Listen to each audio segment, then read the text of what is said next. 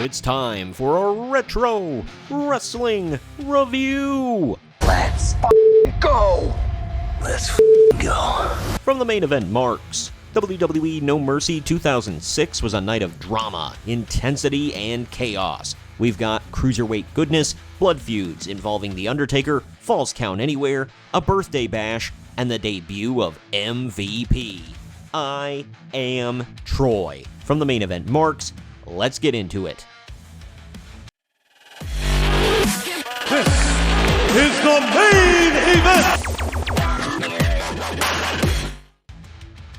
On October 8th, 2006, WWE presented No Mercy at the RBC Center in Raleigh, North Carolina, with 9,000 fans in attendance and a pay-per-view buy rate of 197,000. The event promised a night of intense action, and from the opening video package, the tone was set. King Booker, aided by his loyal crew, had been dodging Batista and Bobby Lashley, two powerful threats for his World Heavyweight Championship. General Manager Teddy Long added a wild card, Finlay, into the mix, making it a fatal four-way and creating tension even among Booker's allies.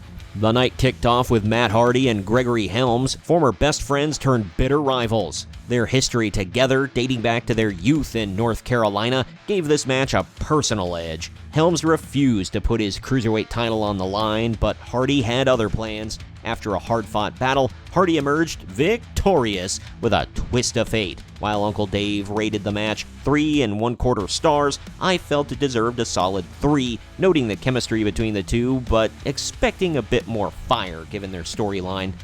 London and Kendrick, with Ashley Massaro in their corner, defended their tag team titles against Casey James and Idol Stevens, who were accompanied by Michelle McCool. The action was fast-paced and both teams put on a solid showing. Michelle McCool's interference added some drama, but it was Ashley who neutralized her, allowing Kendrick and London to pick up the win after a fantastic combination of moves. The match was rated 3.5 stars by Uncle Dave, but I gave it 3 for its entertaining but predictable outcome.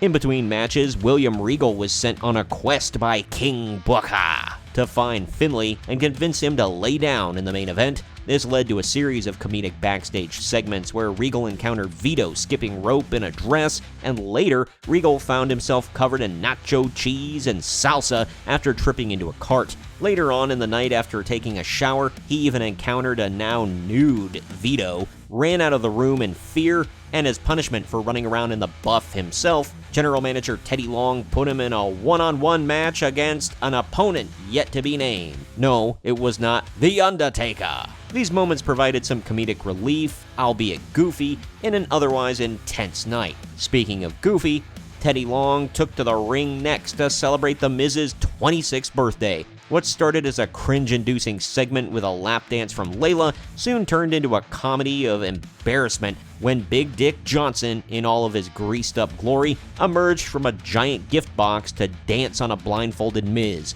This ridiculous moment was typical of the Miz's early WWE persona, full of awkwardness and immaturity. I just can't believe this crap was actually on pay-per-view.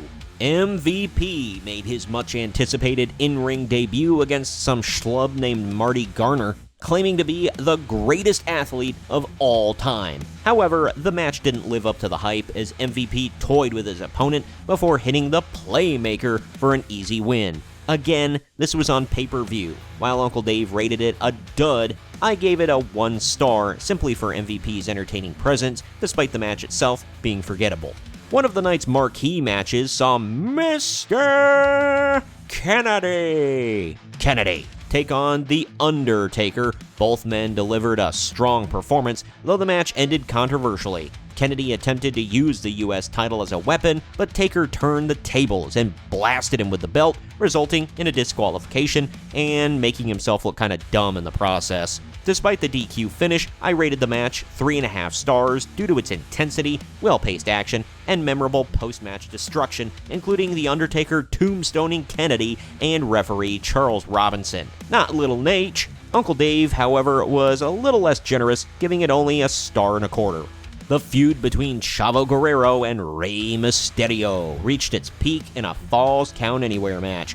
Chavo, accompanied by Vicky Guerrero, had turned on his former friend, accusing Rey of leeching off the Guerrero family name. He's not totally wrong. The two battled throughout the arena, with Rey ultimately getting the win after an incredible 619 and crossbody off a railing. Uncle Dave rated it 3.25 stars, while I gave it just 3 stars, noting the crowd brawl added excitement, but the emotional storyline deserved more time.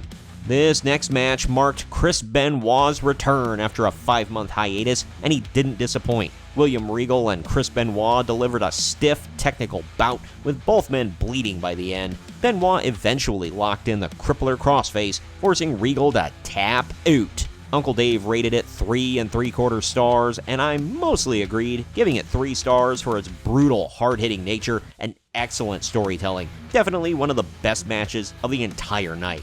In the locker room, Batista warns Bobby Lashley that tonight's Fatal 4-Way is every man for himself, setting the tone for their upcoming battle. Meanwhile, an exhausted William Regal tries to explain his rough night to an irate King Booker, who slips between his fake British accent and his real voice. Finlay arrives, stating he's there to fight and take Booker's title. Furious, Booker blames Regal for everything and slaps him, but Regal retaliates with a slap that knocks Booker down before storming off. But we're not done yet. This is the main event! The main event delivered on its promise of chaos and drama. World Heavyweight Champion King Booker, with Queen Sharmell in his corner, had to fend off 3 hungry challengers, including Finlay, who didn't hesitate to take cheap shots with his shillelagh. Bobby Lashley and Batista both dominated at points, with Batista suffering a nasty gash after a collision. In the end, Booker capitalized on the chaos, crawling into the ring to pin Finlay and retain his title. Uncle Dave gave this match 3.5 stars, and I again agreed, though the match felt slightly rushed given the build-up. Booker's reign survived, but the threats to his title remained. For my final thoughts, WWE No Mercy 2006 delivered a solid night of wrestling action with a mix of hard-hitting matches, comedic and cringy segments, and dramatic storytelling. While some of the mid-card bouts and segments lacked intensity and should have been relegated to SmackDown, the main event and standout performances from Rey Mysterio, Mr. Kennedy, and Chris Benoit helped elevate the event. Overall, I rated the show an 8 out of 10, higher than the IMDb rating of 6.2 and CageMatch.net's 5.82. Comment down below with what you thought about the event. I'd love to converse with you down in the comment section. If you'd be kind enough, please share this video around to everyone you know, and don't forget to like the video, subscribe to the channel, and click that little bell to stay up to date every time I post brand new content. I am Troy for the Main Event Marks, and I will see you next time.